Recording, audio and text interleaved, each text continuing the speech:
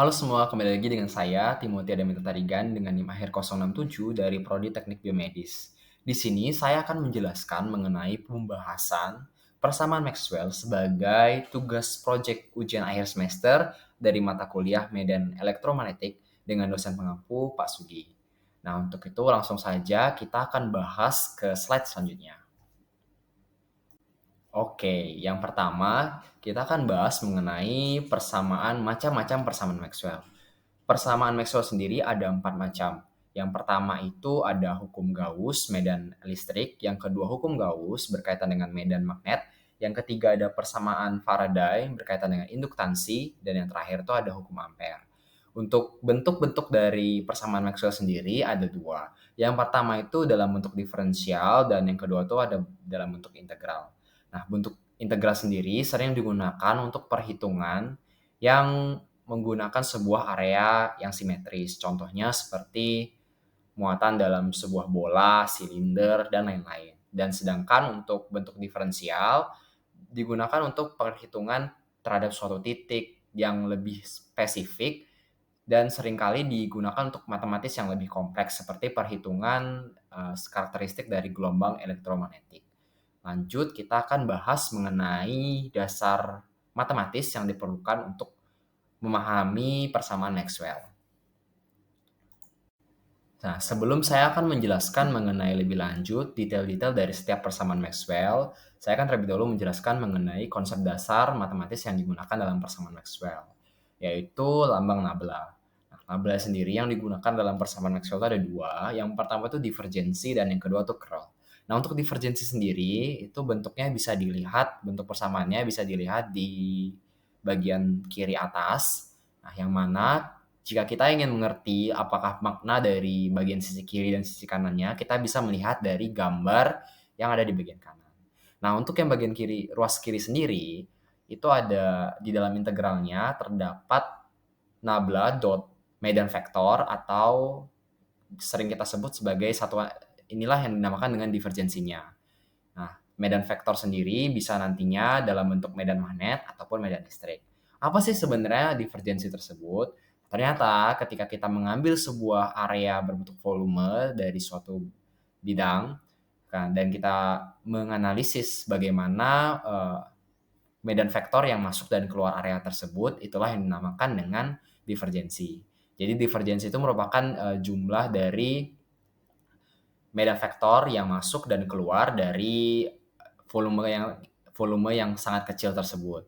Nah, makanya karena kita tadi mengibaratkannya sebagai volume, untuk mengetahui keseluruhan dari volume-volume yang kecil tadi, kita harus menggunakan integral volume. Untuk itu, yang bagian kiri, integral volume dari nabla.f. Nah, untuk yang bagian kanan, itu merupakan mengartikan bahwa ketika F.dA, di mana F itu medan vektor dikalikan dengan dA, yang mana A ini juga merupakan vektor, karena dia mengambil dari sebuah luasan kecil dari sebuah permukaan. Apa maksud dari F.dA ini? Maksudnya adalah sebanyaknya flux yang masuk atau keluar dari sebuah luasan permukaan. Jadi F.dA akan mencari nilai tersebut. Dan kenapa kita menggunakan integral luasan permukaan? Karena kita ingin mengetahui secara keseluruhan dari luas permukaan kecil tadi, berapa total keseluruhan dari jumlah flux yang masuk dalam sebuah luasan permukaan. Nah, dari persamaan ini kita bisa mengetahui bahwa divergensi dari medan vektor atau jumlah dari ketika suatu sumber medan vektor itu keluar dan masuknya bakal sama dengan jumlah medan vektor yang masuk atau keluar dari sebuah luas permukaan. Nah, bisa kita lihat di bagian kiri bawah, itu ketika divergensi medan vektornya lebih dari 0, maka fluxnya juga pasti akan lebih dari 0 dan semuanya keluar dari source atau pusat sumbernya. Nah, untuk yang kedua, ketika divergensinya kurang dari 0, maka fluxnya akan bernilai negatif juga, yang artinya fluxnya masuk ke dalam ruas permukaan, masing-masing ruas permukaannya menuju titik yang ke dalamnya. Nah, sedangkan ketika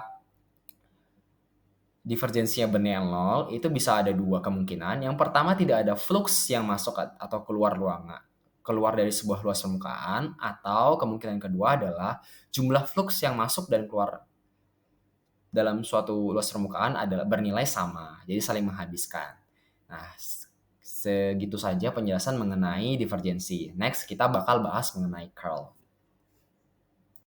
Selanjutnya, saya bakal menjelaskan mengenai dasar matematis Maxwell yang lainnya, yaitu operasi curl. Nah, untuk persamaan yang digunakan dalam curl sendiri bisa dilihat di bagian kiri atas. Nah, selanjutnya saya akan menjelaskan bagaimana cara kerja persamaannya dari bagian gambar yang paling kanan atas. Nah, saya akan mulai dari sisi yang paling kiri dulu. Untuk curl sendiri, itu di sini dilambangkan dengan nabla dikalikan dengan perkalian cross dengan medan vektor, yang mana medan vektornya tersebut dalam sebuah pinggiran permukaan atau garis seperti itu. Nah, di mana dari perkalian cross ini akan menghasilkan sebuah vektor baru. Vektor baru ini akan dikalikan dengan perkalian dot dengan dA, atau yang sering kita sebut sebelumnya di divergensi. Kita misalkan uh, sebuah luas permukaan yang sangat kecil, dan kita lihat medan vektor mana yang keluar atau masuk keluar dari luas permukaan tersebut. Untuk itu kita menggunakan integral luas permukaan supaya kita bisa mengetahui semua banyaknya dari medan vektor yang masuk keluar dari permukaan tersebut. Untuk yang di bagian kanan sendiri itu menggunakan medan vektor dikalikan dengan perkalian dot dengan dl. Nah, dl sendiri merupakan garis. Jadi medan vektor tersebut membentuk sebuah lintasan dalam sebuah garis. Nah, di mana tujuan dari perkalian dot ini kita akan mengetahui satuan dari sebuah medan vektor yang terdapat pada suatu lintasan, dan kita menggunakan integral garis supaya kita mengetahui keseluruhannya. Nah, apa sih sebenarnya makna dari persamaan ini? Kita bisa lihat ketika kita membagi sebuah ruas permukaan yang dikelilingi oleh lintasan garis menjadi kecil-kecil dan menempatkan medan vektor, maka medan vektor yang di dalamnya ini akan saling menghilangkan, sehingga pada akhirnya semua yang dihasilkan hanyalah medan vektor yang berada pada lintasannya. Seperti itu penjelasan mengenai dasar matematis curl. Selanjutnya, kita akan mulai membahas dari hukum yang pertama. Untuk persamaan Maxwell yang pertama itu adalah hukum Gauss berkaitan dengan medan listrik. Untuk persamaannya bisa kita lihat di bagian kiri atas, itu merupakan bentuk persamaan integral biasa dari persamaan hukum Gauss medan listrik, yang mana ada vektor dari medan listrik dot dA, yang artinya hal tersebut akan merepresentasikan banyaknya flux listrik yang masuk atau keluar dari sebuah luas permukaan yang kita anggap sangat kecil. Nah, untuk mengetahui keseluruhan dari luas permukaannya, kita menggunakan integral luas permukaan tertutup. Yang mana hukum Gauss medan listrik menjelaskan bahwa nilai dari jumlah flux listrik yang masuk atau keluar dari sebuah luas permukaan akan sama dengan Q dibagi dengan epsilon 0, di mana Q sendiri merupakan muatan dan epsilon 0 merupakan koefisien listrik atau bisa dikenal juga dengan permisivitas ruang hampa. Sehingga dari integral biasa ini kita bisa mengetahui semakin banyak nilai dari Q, semakin besar nilai dari Q, maka nilai dari flux tersebut, nilai dari flux yang integral fluxnya, maka akan semakin besar. Nah, untuk mengubah integral biasa tersebut menjadi persamaan bentuk lain, yaitu persamaan diferensial, kita bisa mengganti persamaan di sisi kirinya menggunakan konsep divergensi yang sudah saya jelaskan sebelumnya. Sehingga kita mengganti persamaan yang di kiri dengan nabla dikalikan dengan perkalian dot digantikan dengan perkalian dot dengan vektor dari medan listriknya. Nah, dan semua itu diintegralkan terhadap volume. Nah, karena sisi kirinya sudah terhadap volume, maka yang bagian kanannya harus kita ubah juga muatan terhadap volume. Ketika kita mengaitkan muatan dengan volume, maka kita akan dapat densitas muatan atau rho sama dengan Q per F. Karena kita ingin mensubstitusi di bagian kanan ini nilai Q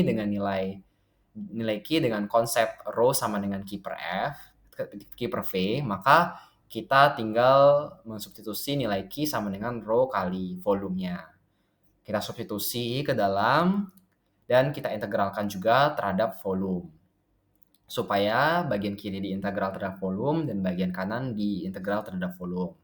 Nah, ketika persamaan sudah dalam bentuk seperti ini, maka hasil pengintegralan sisi kiri dan sisi kanan terhadap volumenya akan sama, sehingga bisa diabaikan dan kita dapatkan persamaan diferensialnya nabla dot E sama dengan rho per epsilon 0.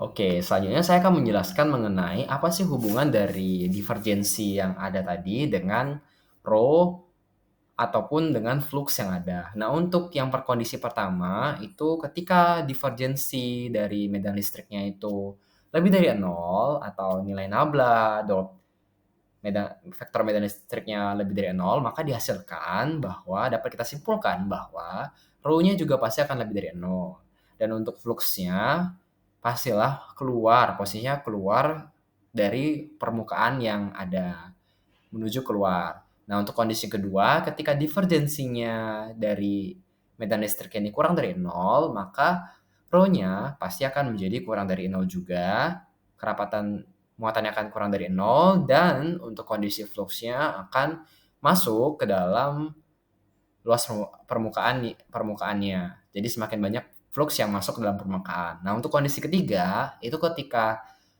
divergensinya bernilai sama dengan 0, maka rho-nya sudah pasti bernilai sama dengan 0. Karena epsilon 0 merupakan sebuah konstanta, jadi pasti ada nilainya.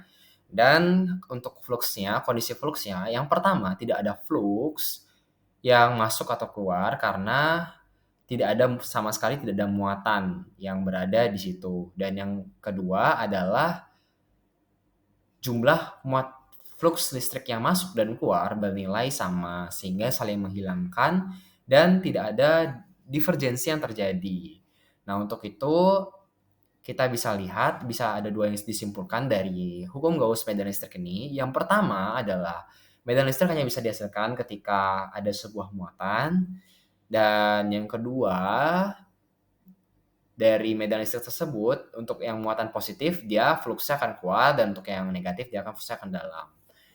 Bisa kita lihat lagi, terakhir contoh dari pembuktiannya, ketika kita lingkarkan sebuah area pada sebuah area yang tidak terdapat muatan listriknya, artinya rho akan bernilai 0. Dan bisa kita lihat divergensinya juga akan bernilai 0 karena jumlah flux yang masuk, panah yang masuk ke dalam lingkaran tersebut akan sama dengan jumlah flux yang keluar dalam lingkaran tersebut, sehingga bernilai 0 juga. Berbeda cerita ketika kita misalkan area divergensi akan kita hitung pada titik tengah yang terdapat muatan negatif. Pastilah nilai divergensinya akan menjadi negatif juga. Oke, next kita akan membahas mengenai hukum Gauss medan magnet.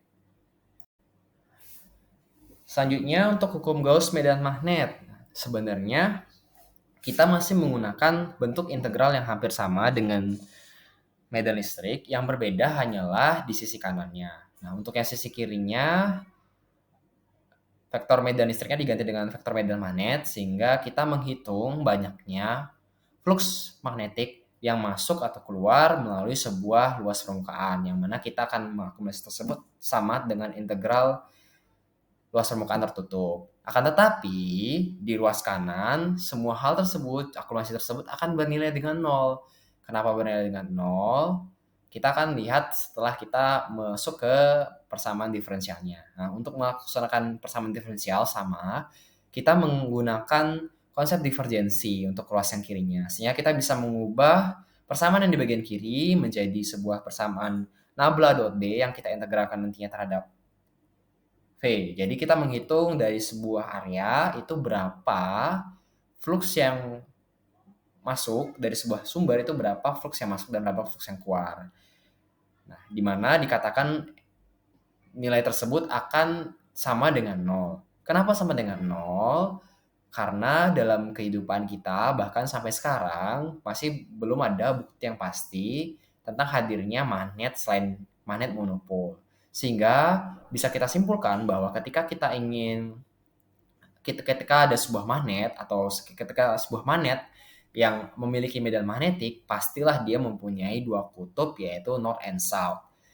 Di mana bisa kita lihat pada gambar dari dua yang paling kanan, yang batang panjang itu bisa kita lihat bahwa magnetnya ketika kita lingkarkan sebuah area divergensi medan magnet di ujung bagian magnet utara, di bagian northnya, maka kita akan lihat bahwa fluxnya ada yang keluar, ada yang masuk, sehingga divergensinya akan bernilai 0. Sama hal tersebut bisa kita aplikasikan di semua garis-garis medan magnet. Dimanapun kita letakkan di area divergensi tersebut, maka hasilnya akan selalu sama dengan 0. Bahkan ketika kita memotong magnet tersebut menjadi dua, akan tetap setiap potongan magnet akan tetap memiliki dua kutub yang berbeda masing-masing. Hal tersebutlah yang menunjukkan hukum Gauss medan magnet kedua, di mana untuk hukum Gauss medan magnet kedua ini menyimpulkan bahwa hadirnya medan magnet selalu dalam bentuk dipol. Artinya harus ada dua kutub, North and South, dan semua bentuk dari divergensi dimanapun itu berada pada suatu medan magnet akan selalu bernilai 0. Untuk persamaan ketiga Maxwell itu mengenai hukum Faraday berkaitan dengan induktansi. Untuk persamaan integral biasanya bisa dilihat di bagian kiri paling atas. Nah, untuk ruas yang kirinya tersebut menunjukkan bahwa kita menghitung sebuah nilai medan listrik yang mengalir pada sebuah lintasan garis yang nantinya kita integralkan dengan integral garis supaya mendapatkan jumlah keutuhan dari medan listrik tersebut, atau lainnya bisa disebut dengan nilai rotasi dari medan listrik tersebut, dan atau sering juga ada yang menyebutnya sebagai tegangan dari tegangan listriknya.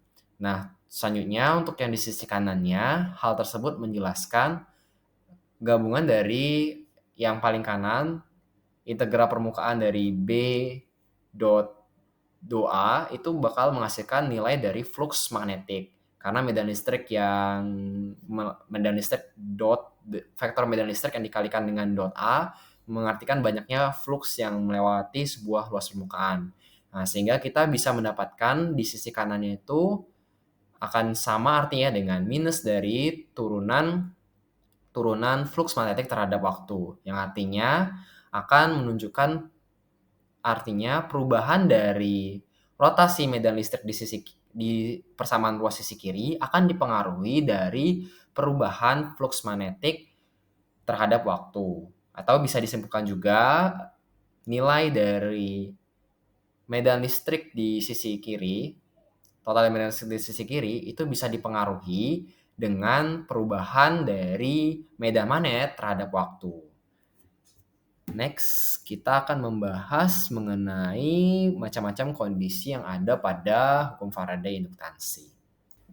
Untuk slide ini, saya akan menjelaskan lebih rinci mengenai pengaruh dari perubahan flux magnetik terhadap waktu berkaitan dengan nilai rotasi dari medan listrik yang melambangkan sisi kiri dari persamaan tersebut. Nah, untuk kondisi satu ini terjadi ketika nilai dari flux magnetiknya bernilai positif. Sehingga ketika kita menghitung persamaan kanannya, hasilnya akan menghasilkan nilai negatif yang membuat rotasi dari medan magnet tersebut akan bernilai negatif juga. Yang mana ketika kita lihat pada gambarnya, putaran dari medan listriknya akan berputar searah dengan jarum jam. Nah, berbeda dengan kondisi kedua ini terjadi ketika nilai dari flux magnetiknya bernilai negatif, sehingga ketika kita menyelesaikan persamaannya, negatif ketemu negatif akan menghasilkan nilai yang positif, sehingga rotasi medan listriknya akan menghasilkan sebuah rotasi yang positif, yang mana ditunjukkan dari gambar arah dari medan listriknya akan berlawanan dengan arah jarum jam. Karena sebelumnya saya sudah menjelaskan bentuk integral dari hukum Faraday induktansi dan juga kondisi-kondisi yang bisa mempengaruhi ruas kiri dan ruas kanannya, selanjutnya kita akan mencoba mengubah bentuk integral tersebut menjadi persamaan diferensial. Caranya adalah menggunakan operasi matematis nabla yang sudah saya jelaskan sebelumnya, yaitu khususnya menggunakan curl. Nah, untuk yang sisi kiri, yaitu banyaknya medan listrik yang berotasi atau medan listrik yang melalui sebuah lintasan garis, kita ganti dengan menggunakan curl, yaitu nabla cross dari vektor medan listriknya, yang mana nanti akan diintegralkan terhadap sebuah luas permukaan. Nah, untuk yang kanan sendiri tetap sama, kita kalikan turunan terhadap waktunya ke dalam integralnya, maka kita akan mendapatkan minus integral luas permukaan dari perubahan medan magnet terhadap waktu, yang mana ketika kita mengalihkan dengan perkalian dot sebuah perubahan tersebut terhadap waktu dengan sebuah luasan permukaan, akan mengartikan bahwa kita menghitung banyaknya, sama kita juga menghitung banyaknya flux magnetik yang masuk atau keluar dari sebuah luas permukaan tersebut.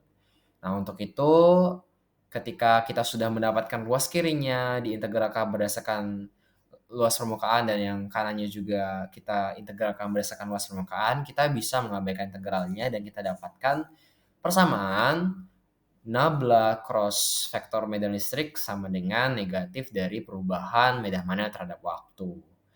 Nah, arti dari persamaan ini kita bisa simpulkan bahwa makna dari Maxwell yang ketiga ini atau hukum Faraday inductansi adalah ketika kita mempunyai perubahan mempunyai sebuah perubahan medan magnetik terhadap waktu, maka kita menghasilkan sebuah medan listrik yang berotasi.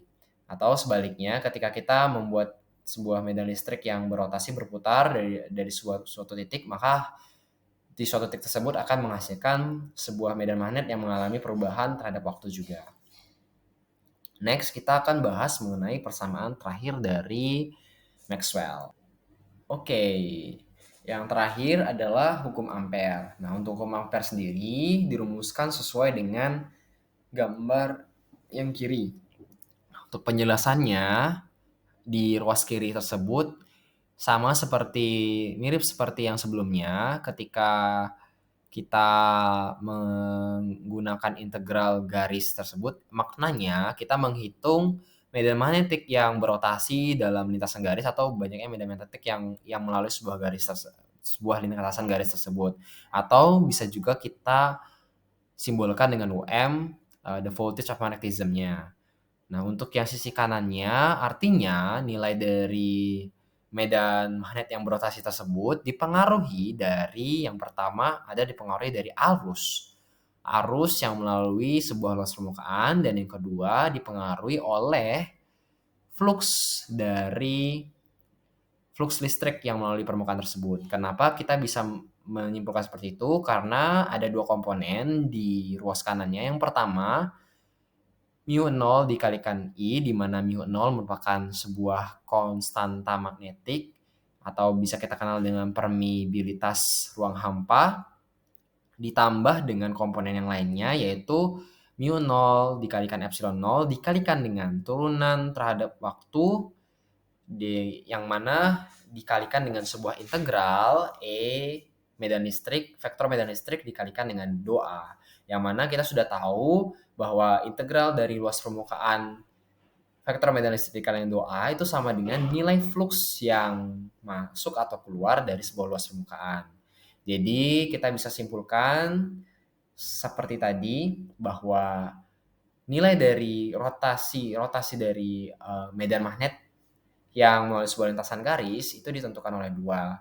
Yang pertama ditentukan oleh arus yang melalui sebuah permukaan tersebut, dan yang kedua ditentukan oleh medan listrik, yang mana medan listrik tersebut akan mempengaruhi jumlah flux yang masuk atau keluar dari sebuah luas permukaan.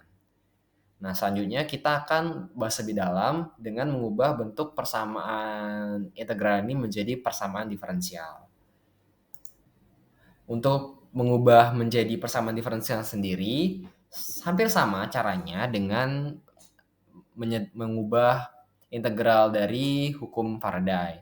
Namun di hukum Ampere, selain sisi kiri yang kita ubah dengan curl, ada komponen yang harus kita ubah, yaitu arusnya. Di sini arus yang kita gunakan pada integral biasa adalah I, yang mana ketika kita lihat semua dari sisi kiri dan sisi kanannya menggunakan integral terhadap luas permukaan. Artinya nilai ini juga harus kita ubah menjadi sebuah arus yang melalui sebuah luas permukaan.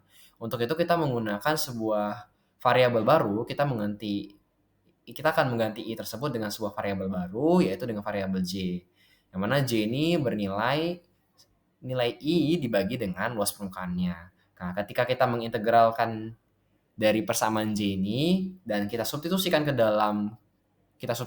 menggantikan variabel I yang sebelumnya, maka kan kita dapatkan persamaan yang sedikit baru yang bisa dilihat di gambar tengah bagian atas.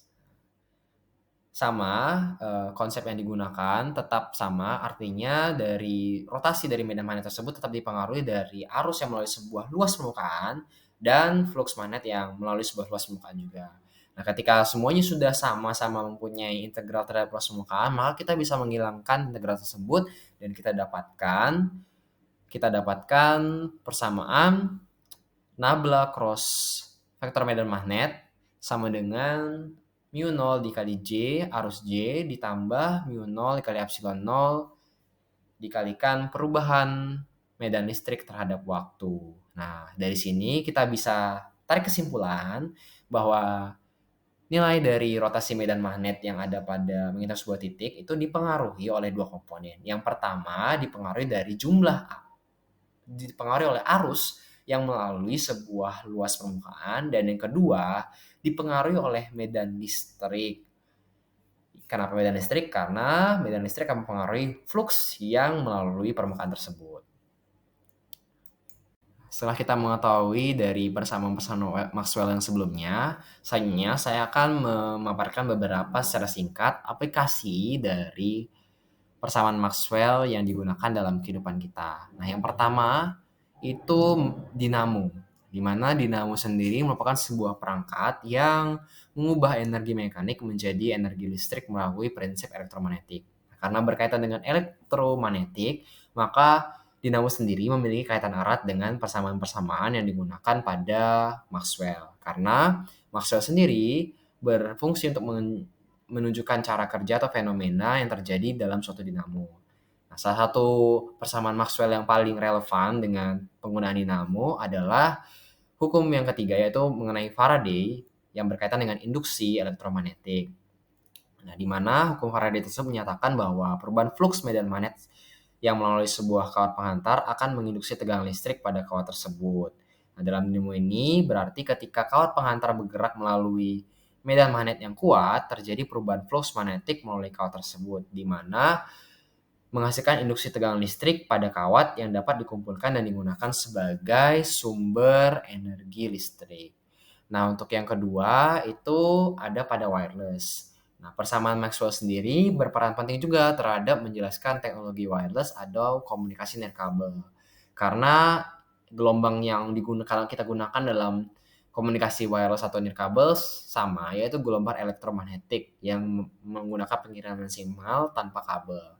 Nah, salah satu persamaan Maxwell yang sesuai dengan konteks wireless adalah pengembangan dari persamaan gelombang elektromagnetik, di mana persamaan gelombang elektromagnetik tersebut menggambarkan bagaimana interaksi dari medan listrik dan medan magnet yang menyebabkan sebuah propagasi gelombang elektromagnetik dalam sebuah ruang.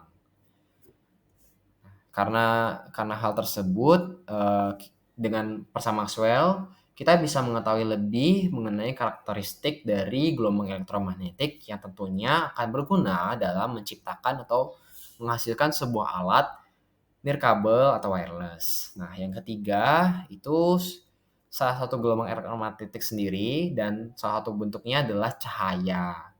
Nah, karena cahaya dari persamaan Maxwell juga, dia menemukan bahwa cahaya juga merupakan bentuk dari gelombang elektromagnetik. Yang mana ketika kita bisa mengetahui bahwa cahaya adalah gelombang elektromagnetik, kita bisa lebih memahami sisi dari pengembangan optik, sisi dari pengembangan fisika di bagian optik. Nah, Karena kita lebih bisa mengetahui bagaimana cahaya berinteraksi dan bagaimana cahaya bisa berperilaku dalam sifat-sifatnya dalam pemahaman manula, pembiasan, difraksi, dan intervensi. Nah, ketika kita sudah mengetahui hal tersebut, bisanya di kehidupan kita sehari-hari banyak inovasi-inovasi seperti kabel serat optik yang bisa meningkatkan kecepatan pengantaran data dan segala macam. Nah, untuk yang terakhir itu berkaitan dengan teknik BD sendiri, yaitu MRI. Nah, persamaan Maxwell sendiri juga memiliki aplikasi yang penting di dalam pemahaman dan pengembangan teknologi MRI atau Magnetic Resonance Imaging. Karena MRI sendiri menggunakan sebuah medan magnet yang kuat dan gelombang radio untuk menghasilkan gambaran detail mengenai internal tubuh. Nah, di teknologi MR sendiri, persamaan Maxwell berperan dalam menjelaskan interaksi antara medan magnet terhadap sebuah jaringan biologis, karena medan magnet yang kuat dapat digunakan untuk mengatur sebuah perataan inti atom dalam sebuah tubuh. Nah, ketika persamaan Maxwell digunakan, kita bisa menghitung bagaimana medan magnet yang dihasilkan oleh alat MRI bisa berinteraksi dengan inti atom, terutama proton yang ada dalam tubuh kita, sehingga ketika hal tersebut diterapkan, kita bisa, persamaan Maxwell bisa menjelaskan dan memprediksi pergerakan dan perilaku inti atom yang terdapat dalam medan magnet tersebut.